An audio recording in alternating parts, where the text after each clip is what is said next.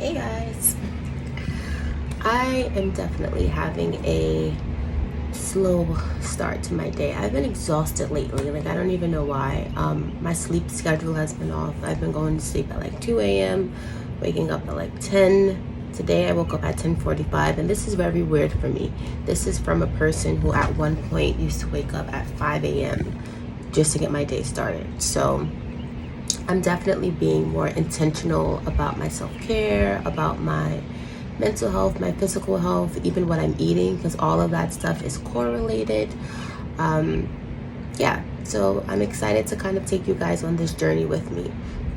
But so one of the things that I tend to do, or I always do unless it's just a crazy day and I just run out the house without doing it, is I try to start my day off with a devotional. I do this because I like to get in the mind state of, I do this because I like to have God as the focus of my day, right? So when I wake up, previously I used to have a habit of like waking up and then immediately looking at my phone. And what I would do with my phone is I would immediately check my emails and messages from work-related things. And I am a kind of person that if I have anything pending, anxiety starts to increase. So automatically, if I see an email from someone, right, even if they're not being nasty about it, but it's like, hey, can you get this to me, or I need this, or this is time sensitive, or whatever it is, my brain is already in a frenzy. And that's how the rest of my day goes. So I stopped doing that. I definitely stopped doing that.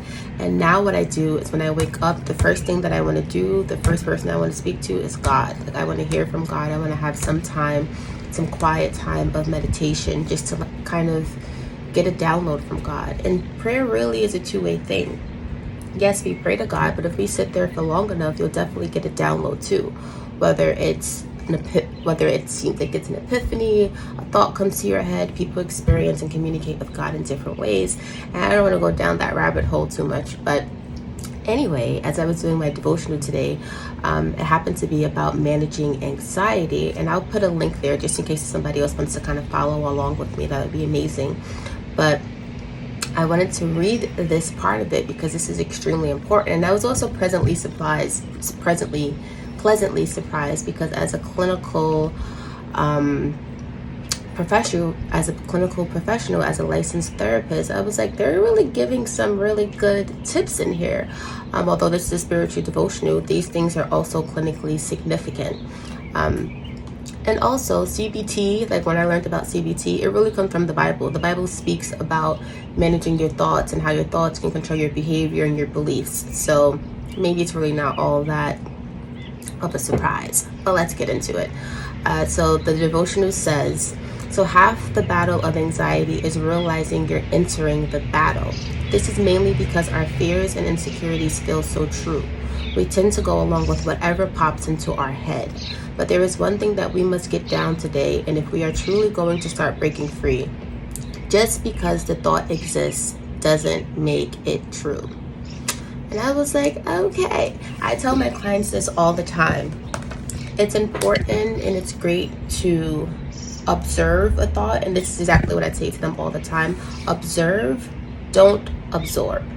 You can observe that you're feeling jealous, right? You can observe that you're feeling afraid or scared or anxious or whatever it might be, but observing the thoughts almost as if you're sitting on the sidelines and you're watching cars go by.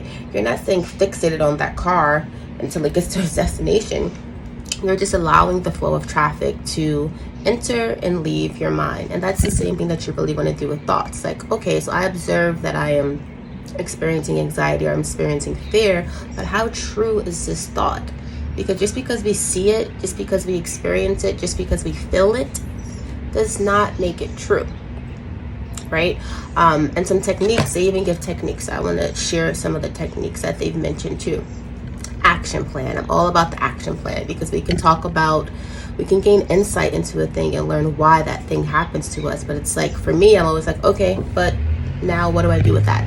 So here's the action plan. So action plan. Work through anxiety in these 4 steps. 1, identify the trigger. What's causing you to react? 2, write down the thoughts that follow. 3, note the reaction. And I'm going to just elaborate a little bit more on 3 because I feel like the first 2 are a little bit self-explanatory. But if not, I can definitely elaborate. Guys, let me know in the comments if you want. So note the reaction. What is the first reaction in response to the triggered event? Ask yourself, what does this make me, how does this make me react? What is a healthier behavior I can exchange for this? Examples: praying, journaling, exercising, deep breathing. And I often tell my clients that too, like thought disruption is important and it's effective. You don't want to meditate on negativity and just sit there and allow your mind to spiral. So you want to do something to kind of disrupt that thought. And these are some actionable steps that you can take. You can pray, you can journal, you can exercise, you can practice deep breathing, you can jump up and act silly, you can run around if you have kids, run around with your dog. Just do something. Don't sit there. And the 4th one, understanding differences between feelings and reality. Feelings, just because you feel something, it does not mean it's true. And I'm going to elaborate on this a little bit more. Choosing faith and weighing your anxiety against a more likely true, right? So I'll give you an example. You may be feeling some anxiety regarding, let's do something general. You may be experiencing some anxiety regarding not performing well when you're doing a presentation at school or work. You might be having some irrational fears like, oh, everyone thinks I'm stupid. What if I, stumble over my word? What if I fall on my face? Like, irrational thoughts, intrusive thoughts can come into our mind, but you want to kind of observe those thoughts and weigh them. How true is this? How likely is this? How likely is it that I'm stupid, that I don't know anything, that everyone's going to laugh at me? How probable is that outcome? Right? And then you can kind of weigh how much weight and time you give to that thing. And I'm going to read a little bit further. Separate yourself from your feelings by writing in a journal, talking them through with someone else, like a therapist, a friend, with yourself. I talk to myself a lot. From this, you'll be able to weigh the more rational reality of what's really happening. A technique that I also tell my clients is that you can also give your anxiety a name, right? Like, oh, that's just negative Nancy happening again. And sometimes we have the voice of a parent, a loved one, a friend, whatever it might be, right? Particularly if this person isn't supportive in our mind. Like, automatically, if we think something, we may have the voice of like, oh, well, my mother would disapprove, or that's stupid, or whatever it might be.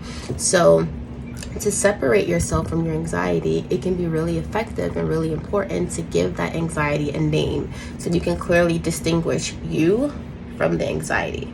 So I hope this is helpful. The rest of the clips is basically just ways that I've been implementing throughout the week to kind of take care of myself, to be really intentional about self-care and implementing the things that I talk to my clients about all the time. Right, so I hope you enjoy, and I would love to hear from you. Like, let me know what are some of the things that you do during a daily basis or throughout the week to kind of manage your anxiety and just reset. So my first stop in this day was to Lowe's. I'm really a flower child, basically, so I went to check out what they had. And I've decided to do a garden. I'm actually a part of this group called Black Girls Gardening on Facebook. So I decided to pick up a few things to help me, get it started. I got some okra, some cucumber. What else did I pick up? Some yellow bell peppers. And I even had some time in this day to start planting. And those are just some garden beds that I got. Well, actually, I didn't get them. My husband got them from Amazon, I think. And yeah, this was like a really relaxing day. I actually ended up taking my shoes off. I got some grounding in. It was great. Got to spend time in nature. My dog is somewhere running around. That's why you keep seeing me looking back every now and then. But this was a great day. And I always feel better when I'm in nature. So I was so happy that I had a light caseload this day. I think this was a Thursday. I typically only see a few clients on that day, no more than 5. So, yep, I was definitely centered and grounded. And in the next clip, you'll just see me speed it up. Trying to get all this stuff in before sundown. Because I actually think this day I also made an exception and I had a client later on in the night. So you can always get some self-care in whatever you're doing.